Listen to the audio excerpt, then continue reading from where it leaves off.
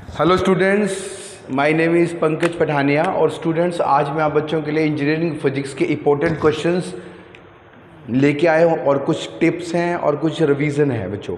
तो पहले जो मैंने वीडियो डिस्कस किया है वो रिलेटिविस्टिक मैकेनिक्स हमने डिस्कस कर लिया था लास्ट वीडियोस में। उसके इंपॉर्टेंट क्वेश्चंस हमने डिस्कस कर लिए थे और किस तरह से क्वेश्चन पूछे जाते हैं और किस तरह से आपको उनका आंसर लिखना है, वो मैंने एक शॉर्टकट 30 मिनट्स का एक वीडियो बना रखा है। और उसके चैट बॉक्स में मैंने इंपॉर्टेंट क्वेश्चंस भी जो कि लास्ट ईयर्स में जो सेमेस्टर एग्ज़ाम में आए हुए हैं वो मेंशन किए हुए हैं। ठीक है बच्चों, इसका भी तो अभी मैं बात कर रहा हूँ फाइबर ऑप्टिक्स एंड लेज़र। तो मैं आपको पिछले वीडियो में ही बता रहा था कि ये 3 यूनिट आप अच्छे से प्रिपेयर कर लो। ये भी बहुत इजी है, ये भी है, तो ये 3 भी आप कर लोगे तो आपको जो है वो मतलब कि आप कि एग्जामिनेशन में अच्छा परफॉर्म कर पाओगे बच्चों। ठीक है, तो अभी हम बात कर रहे हैं फाइबर ऑप्टिक्स एंड लेज़र। तो फाइबर ऑप्टिक्स में यदि हम बात करें बच्चों, तो फाइबर ऑप्टिक्स की पहले सबसे बड़ी बात करें तो फाइबर ऑप्टिक्स जो है वो एक फाइबर ऑप्टिक्स कम्युनिकेशन में हम बात करेंगे कि फाइबर ऑप्टिक्स कम्युनिकेशन में जो चैनल है वो कॉपर जो कि कन्वेंशनल है कॉपर वायर, उनको रिप्लेस करके ऑप्टिकल फाइबर का यूज़ किया गया है। तो ऑप्टिकल फाइबर कम्युनिकेशन से क्या हो गया है, बैंडविड्थ बहुत बढ़ गई है, स्पीड बढ़ गई है, डाटा रेट की स्पीड टेराबाइट के आसपास पहुंच गई है बच्चों। तो बहुत सारी एडवांसमेंट आई हैं ऑप्टिकल फाइबर कम्युनिकेशन सिस्टम से आने से, कि ऑप्टिकल फाइबर का कम्युनिकेशन सिस्टम में आना। तो पहले जो क्वेश्चन बनता है कि फाइबर की ज्योमेट्री क्या है, तो ज्योमेट्री या बोलिए और स्ट्रक्चर ऑफ ऑप्टिकल फाइबर, ये क्वेश्चन आता है। इस क्वेश्चन में आपको सिर्फ क्या करना है, इसमें आपको सिर्फ एक कंपोनेंट या फिर एक और आता है कंपोनेंट ऑफ ऑप्टिकल फाइबर, किसी भी तरह ज्योमेट्री की बात करें, स्ट्रक्चर की बात करें या कंपोनेंट की बात करें, तो आपको सबसे पहले बात करनी है this is your optical fibre. इस तरह से आपको ड्रॉ करना है और ड्रॉ करने के बाद आपको कंपोनेंट भी बनाने हैं। दैट इज द फर्स्ट, ये फर्स्ट लेयर है, दिस इज सेकेंड लेयर, फिर ये हमारे पास क्लैडिंग जिसे हम बोलते हैं जैकेट। तो कंपोनेंट क्या है, तो यदि हम बात करें कंपोनेंट की, तो सबसे पहले वाला जो कंपोनेंट है आपको बिल्कुल ड्रॉ करना है, ये है कोर, दिस इज कोर, और ये हमारे पास है क्लैड। ये एक्सिस है ऑप्टिकल फाइबर की, ये आपको ड्रॉ करनी है कंपोनेंट में। This is the core, this is the clad, और ये हमारे पास जो थर्ड वाली लेयर कंपोनेंट 1, 2 एंड 3, तो 3 कंपोनेंट है। 3 कंपोनेंट में हमारे पास कोर, क्लैड और थर्ड वाला कंपोनेंट हमारे पास जैकेट है। जैकेट्स में भी हमारे पास primary coating and secondary coating, primary coating and secondary coating. तो ये आपको डिस्कस करना है, आपको ये चीज़ें मेंशन करनी है 1, 2 एंड 3, 4। ठीक है, और कोर का रिफ्रैक्टिव इंडेक्स N1 है और क्लैड का हमारे पास N2 है, और N1 is greater then N2। तो यहाँ से लाइट इंसिडेंट होगी तो ये TIR से क्या होगा, टोटल इंटरनल रिफ्लेक्शन से ये जो ऑप्टिकल जो सिग्नल हमने जो सेंड किया है लाइट के फॉर्म में वो आउटपुट में मिलेगा। और इसका प्रिंसिपल क्या है, ये भी क्वेश्चन आता है। प्रिंसिपल है total internal reflection, total internal reflection. ठीक है, तो टोटल इंटरनल मतलब कि रिफ्लेक्शन आपको पता है बच्चों कि जब यहाँ से टोटल इंटरनल रिफ्लेक्शन की कंडीशन क्या है कि यदि डेंसर से रेयरर मीडियम, ये डेंसर है N1 is greater then N2 से यदि ग्रेटर होगा तो क्या होगा, डेंसर है तो डेंसर से रेयरर मीडियम के इंटरफेस पे स्ट्राइक करेगा, तो क्रिटिकल एंगल से ज़्यादा के एंगल में ये बाउंस बैक होंगे सेम मीडियम में TIR, that is the total internal reflection. तो आपको पता होना चाहिए, स्नेल्स लॉ आपको पता है बच्चों। ठीक है, तो ये सारा तो टोटल इंटरनल रिफ्लेक्शन की कंडीशन है। एक तो N1 is greater than means की refractive index of core is greater than the clad. तो ये बेसिकली कोर का जो डायमीटर है 1 to 100 माइक्रोन है। ठीक है। और यहाँ ये कोर का टोटल डायमीटर है 1 से 10 तक सिंगल मोड और 10 से 100 के बीच में मल्टी मोड ऑप्टिकल फाइबर्स हम सेंड, ठीक है। अंडरस्टैंड बच्चों? तो कोर एंड क्लैड है और स्नेल्स लॉ आप बच्चों को पता है, तो ये TIR जो है वो कंडीशन है ऑप्टिकल फाइबर कम्युनिकेशन सिस्टम की। आज इस पे यही क्वेश्चन बनता है, प्रिंसिपल आप मेंशन कर देना, ये ज्योमेट्री अच्छे से बनाने हैं। जैकेट्स है और core and this is clad, और ये हमारे पास जैकेट है जो कि उसको प्रोटेक्शन प्रोवाइड करती है एक्सटर्नल एनवायरनमेंट से, ठीक है। और यदि एन नॉट सराउंडिंग मीडियम का क्या है, रिफ्रैक्टिव इंडेक्स है। अब इसमें क्वेश्चन पूछा था बहुत ही इंपॉर्टेंट है, वो क्वेश्चन है हमारे पास कि इस ऑप्टिकल फाइबर का टोटल इज एक्सेप्टेंस एंगल। आप एक्सेप्टेंस एंगल की डेरिवेशन भी आती है, बहुत सिंपल है। इस इंटरफेस पे जो है वो टोटल इंटरनल रिफ्लेक्शन हम अप्लाई करेंगे। एक तो यहाँ पे स्नेल्स लॉ, इस इंटरफेस पे एयर एंड दिस मीडियम, और इस मीडियम से आउटर मीडियम है। इसमें आपको 2 बार स्नेल्स लॉ आपको यूज़ करना है। डेरिवेशन मैंने ऑलरेडी डिस्कस कर रखी है अपने पुराने वीडियोस में। तो एक्सेप्टेंस एंगल एंड एक्सेप्टेंस कोण, बस यही क्वेश्चन बनते हैं। और एक क्वेश्चन है न्यूमेरिकल अपर्चर, इसके ऊपर बेसिक न्यूमेरिकल भी बनते हैं, न्यूमेरिकल अपर्चर, ठीक है। तो यहां से हम बात करें तो acceptance angle is basically sine theta maximum is equal to n1 square minus n2 square.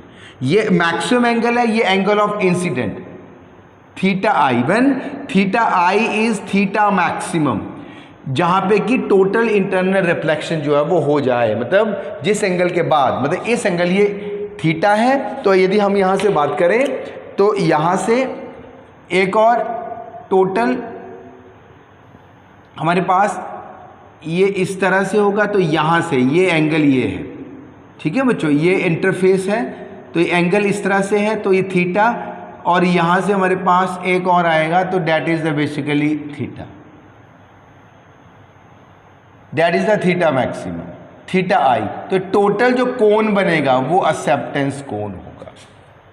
Core clad, जो कोर का इंटरफेस जो एयर के साथ है, उसमें हम क्या करेंगे, यहाँ से हमारे पास ये थीटा, तो टोटल जो ये बनेगा एंगल डैट इज अ कोण, तो दोनों तरफ acceptance theta i is equal to theta maximum. तो ये है एक्सेप्टेंस एंगल, इसे हम बोलते हैं कि एक्सेप्टेंस का मतलब है कि वो जो कोर है वो सिग्नल को एक्सेप्ट कर रहा है एक पर्टिकुलर एंगल। यदि उस एंगल से ज़्यादा का एंगल होगा तो TIR नहीं होगी, मतलब वो सेंड नहीं होगा सिग्नल, ये आप मान लीजिए। तो थीटा मैक्सिमम यहाँ से आप कैलकुलेट कर सकते हैं, theta maximum is equal to sine inverse n1 square minus n2 square. तो आपको क्वेश्चन आएगा तो n1 n2 आपको गिवन होगा, थीटा मैक्सिमम आप एक्सेप्टेंस एंगल, इसे मैं एक्सेप्टेंस एंगल A लिख लेता हूँ, ठीक है। Maximum angle that is the acceptance angle, understand. इसी पे क्वेश्चन बनता है, एक और क्वेश्चन बनता है कि हमारे पास न्यूमेरिकल अपर्चर क्या है। तो न्यूमेरिकल अपर्चर क्या हो गया, light gathering ability of any optical fibre, ठीक है। ये ध्यान रखना, यहाँ पे n नॉट भी है, ये एयर का केस लेके चल रहा हूँ, मतलब कि इसको हम डिवाइड कर देंगे n नॉट के साथ। यदि हमारे पास मीडियम, यदि एयर नहीं है, एयर का मतलब 1, तो यहाँ पे अब फॉर एग्जाम्पल वाटर है, तो यहाँ पे वाटर का रिफ्रैक्टिव इंडेक्स होगा, मैं यहाँ पे एयर का मान के चल रहा हूँ स्टैंडर्ड केस। ये ध्यान रखना है बच्चों चीज़ें, ठीक है। Numerical aperture is light gathering ability, आपको छोटी छोटी सी डेफिनेशन याद करनी है, अंडरस्टैंड। तो ऑप्टिकल फाइबर, तो इसको हम बेसिकली न्यूमेरिकल अपर्चर को ऐसे डिफाइन करते हैं, numerical is sine of acceptance angle, मतलब n1 square minus n2 square. ये एयर का केस है, n नॉट मैं यहाँ पे एयर का केस यहाँ पे ले रहा, तो आपको सिंपल n1 और n2 आपको पता होगा, न्यूमेरिकल अपर्चर आप यहाँ से कैलकुलेट कर लेंगे, ठीक है। तो ये डेरिवेशन आती है और ये इसके ऊपर न्यूमेरिकल बनते हैं, और एक क्रिटिकल एंगल की में भी, मतलब कि calculate the critical angle, acceptance angle, numerical aperture of the optical fibre, ठीक है। और एक आता है B नंबर, बी नंबर, और इसे हम बोलते हैं कट ऑफ पैरामीटर। इसका भी मैं जो आपको डेरिवेशन करवा चुका हूँ। तो b number is 2 pi a by lambda n1 square minus n2 square, और ये है radius of the optical fiber. तो ये कट ऑफ नंबर है, और number of mode for the step index optical fiber is b square by 2 number of modes that will be, कितने signal आप भेज सकते हैं, that is in step index optical fiber, और n is b 4/2 that is for the graded index optical fibre.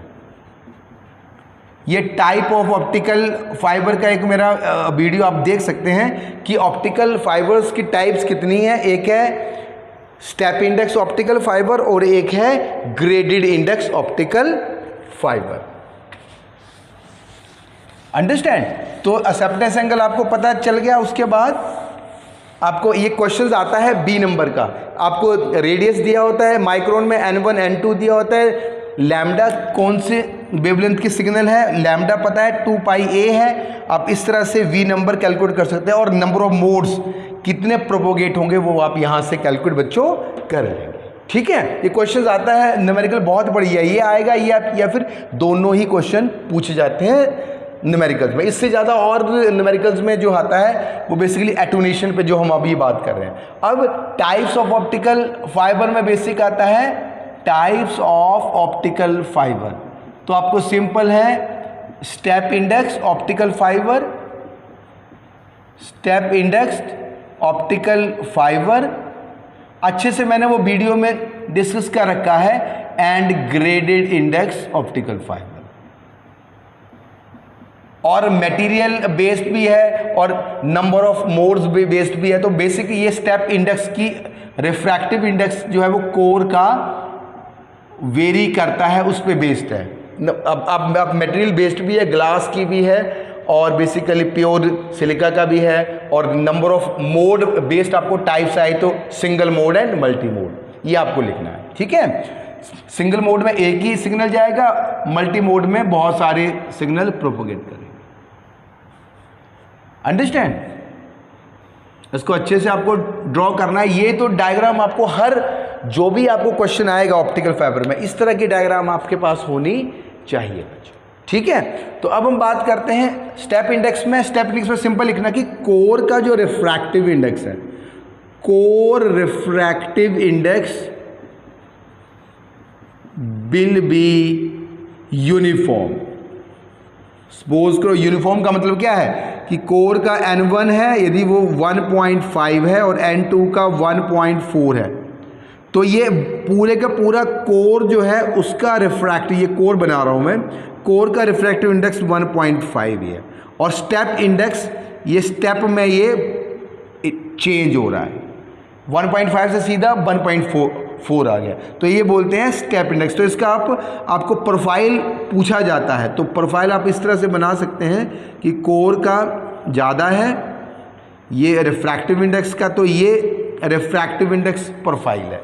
Sorry, ये तो है step का नहीं है, ग्रेडेड, ये this is basically step index, ये है स्टेप इंडेक्स ऑप्टिकल फाइबर। तो आपको प्रोफाइल पूछा जाएगा, तो n1 एंड n2, ये हमारे पास n2 है और ये n1 है, तो ये यहाँ से n जो होगा वो इंक्रीज हो रहा है, ये ध्यान रखना।